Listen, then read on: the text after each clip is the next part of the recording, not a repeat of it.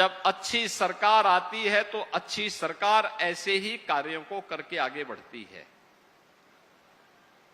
विरासत, ये विरासत सनातन धर्म की पहचान है। याद रखना, इसी विरासत के संरक्षण के लिए, सनातन मूल्यों की रक्षा करने के लिए, यहां पर जो मैं कह रहा था कि अलग अलग समय में अलग अलग महापुरुषों ने अपना योगदान दिया।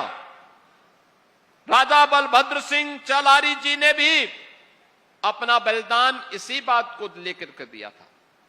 देश की आजादी के लिए अपने रणबांकुरों के साथ उन्होंने ब्रिटिश हुकूमत की चूने हिला दी थी। मात्र 18 वर्ष की उम्र में वो लड़े थे। मात्र 18 वर्ष, क्या उम्र होती है 18 वर्ष की, लेकिन देश की आजादी के लिए उससे बढ़कर के कुछ नहीं हो सकता।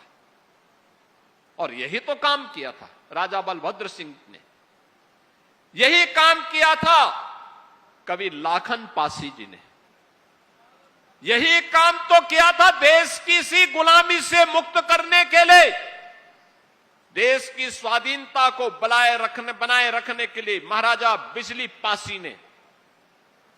यही तो योगदान दिया था महाराज सोहेलदेव ने, यही तो योगदान दिया था महाराणा प्रताप ने, छत्रपति शिवाजी महाराज ने और गुरु गोविंद सिंह जी महाराज ने। आज हम स्मरण करते हैं इसलिए क्योंकि देश की स्वाधीनता को बनाए रखने के लिए उन्होंने अपना योगदान दिया।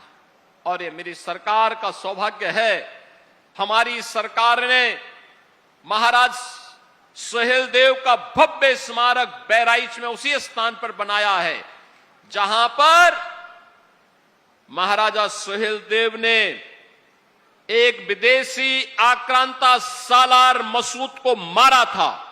उसकी पूरी सेना के साथ उसको चकनाचूर किया था। उसी स्थान पर हमने भव्य कॉरिडोर बनाया है, भव्य कॉरिडोर महाराजा सोहेलदेव का बनाया है। हमारी सरकार लखनऊ में वीरांगना उदा देवी पासी का भी भव्य एक बटालियन, पीएसी की बटालियन ही हमने गठित की है। हमने वीरांगना छलकारी बाई कोरी के नाम पर गोरखपुर में पीएसी की एक बटालियन का गठन किया है।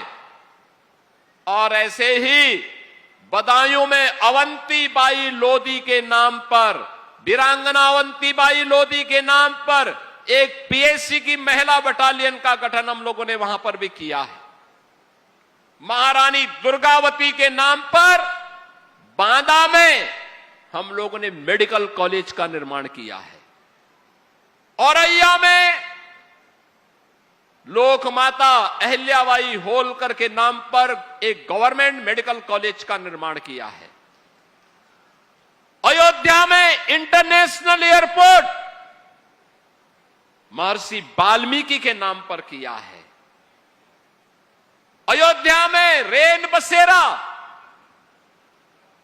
ये निषाद राज के नाम पर किया है। यानी हर महापुरुष को, जिस भी महापुरुष ने देश के लिए योगदान किया है, सनातन के लिए अपना समर्पण किया है, हमारा दायित्व बनता है उनको सम्मान दें, उनके गौरव को, उनकी महिमा को वर्तमान पीढ़ी को अवगत कराएं और उन्हें इस बारे में अवगत कराएं कि सनातन की सुदृढ़ नींव पर ही हमारा उज्जवल भविष्य निर्भर करेगा। हमारा भविष्य इस पर निर्भर करेगा। सनातन सुरक्षित है, हम सब सुरक्षित हैं।